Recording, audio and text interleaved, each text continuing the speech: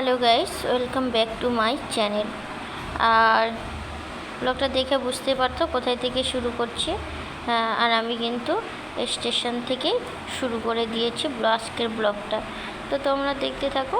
তখন কিন্তু বাজে আড়াইটে বাজে। তো তোমরা তো জানো, এর আগে তো তোমরা দেখেইছো যে আমি কামাখ্যাতে গিয়েছিলাম। তো সেখান থেকে ফিরবো সেদিন রাত্রিতে।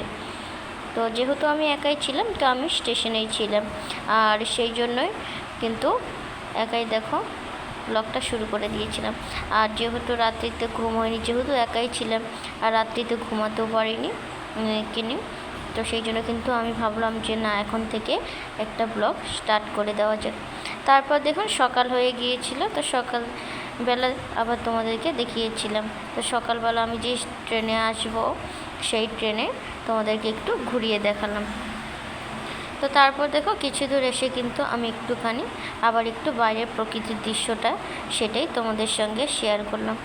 সকাল সকাল দেখো কতটা সুন্দর লাগছিল চারিদিকটা। ভাবলাম যে না, তোমাদের সঙ্গে একটু শেয়ার করে নিই।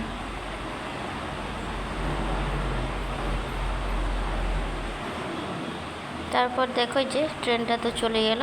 তারপর দেখো কত সুন্দর এই যে গ্রামের পরিবেশগুলো। আর হ্যাঁ, এই যে তোমরা গাছ, এই যে কত কিছু দেখতে পাচ্ছ, এই রাস্তাটার সঙ্গে জানো তো আমার অনেকটা অনেক অনেক সম্পর্ক আছে। কেন বলছি, তোমরা কিন্তু কেউ স্কিপ করো না, তোমরা কিন্তু পুরো কথাগুলো শুনে যাও। এই জন্যই বলে আমার সঙ্গে সম্পর্ক আছে, কারণ এই জায়গাটা না, যেইখান দিয়ে আমি আসছিলাম সেইখানে না আমি অনেক দিন ছিলাম, বিগত 9 বছর ছিলাম। তো সেই জন্য এই রাস্তাটার সঙ্গে আমার অনেকটা স্মৃতি জড়িয়ে আছে।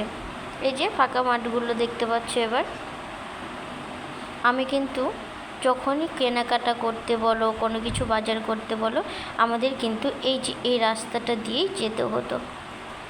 তো সেই জন্য বলছি যে অনেক কিছু জড়িয়ে আছে।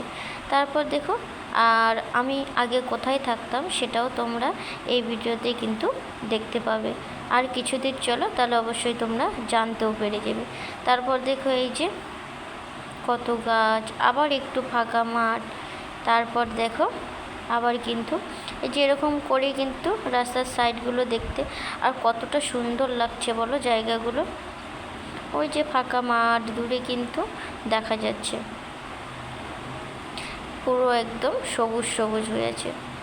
ওই যে সামনে ঘরগুলো দেখতে পাচ্ছ, ওদিকটাও কিন্তু আমরা আগে যেতাম।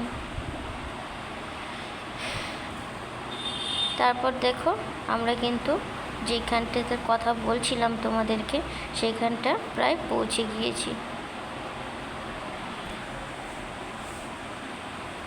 তো এই যে দেখো এই দিকটা, এই যে লোকজনের সঙ্গে বলো, ঘরগুলোর সঙ্গে অনেকটা স্মৃতি জড়িয়ে আছে, কারণ এখানে আমি 9 বছর ছিলাম।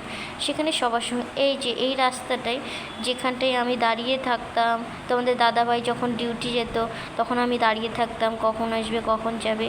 ঠিক আছে, সেই জন্য অনেক স্মৃতি জড়িয়ে আছে। কিন্তু কিছু কিছু লোকের জন্য না সেইখান থেকে আমাকে চলে আসতে হয়েছে। তো সেই জন্য পিছনের কোনো কথা আর মনে রাখতে চাই না।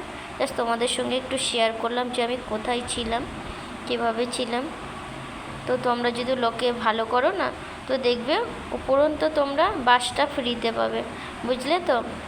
সেই জন্য এটাই বলবো, নিজের ভালো করো সব সময়, লোকের ভালো করতে যেও না, কারণ আমি করে দেখেছি, অনেকের বাস পেয়ে গিয়েছি। তো তারপর দেখো আবার একটু আমি ট্রেনের মধ্যে একটু ঘুরিয়ে দেখিয়ে দিচ্ছিলাম। তো দেখো ট্রেন কিন্তু চলছেই, তোমাদেরকে আবার কিন্তু আমি পুরোটা দেখিয়ে দিচ্ছি, দেখে নাও একবার। এই যে দেখো অনেকেই নেমে গিয়েছে, আর এবার কিন্তু আমারও নামার পালা। ওই যে দেখতে পাচ্ছ আমি কিন্তু একদম গেটের কাছে চলে এসেছি বলতে বলতে দেখো আমি কিন্তু ট্রেন থেকে নেমেও পড়েছি। এবার ট্রেন থেকে নেমে আমি কিন্তু কিছু দূর সামনের দিকে এগিয়ে যাচ্ছি। কিছুক্ষণ হেঁটে যেতে লাগবে, তারপর কিন্তু সামনে গেলেই গাড়ি পাওয়া যাবে। তো যেহেতু ব্যাগ ছিল, বাচ্চা ছিল, ছোট বাচ্চা, সেই জন্য আমি বিশেষ কিছু ক্লিপগুলো বাইরে নিতে পারিনি।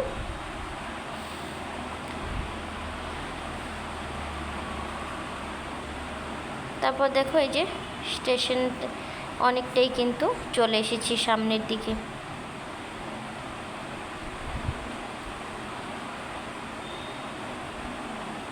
আর যে ট্রেনটা দাঁড়িয়েছে সেইটার থেকেই কিন্তু আমরা নেমেছি, ঠিক আছে। তোমাদেরকে আবারও একটু কিন্তু আমি ট্রেনটা দেখিয়ে দিচ্ছিলাম যে এই ট্রেনটাতেই এসেছি। তারপর দেখো একদম কিন্তু আমরা সামনের দিকে চলেও এসেছি। আর তোমাদের যদি ভিডিওটা ভালো লেগে থাকে অবশ্যই একটা লাইক কমেন্ট শেয়ার করে দিবে, আর আমার চ্যানেলটাকে ফলো করে দিবে। And by.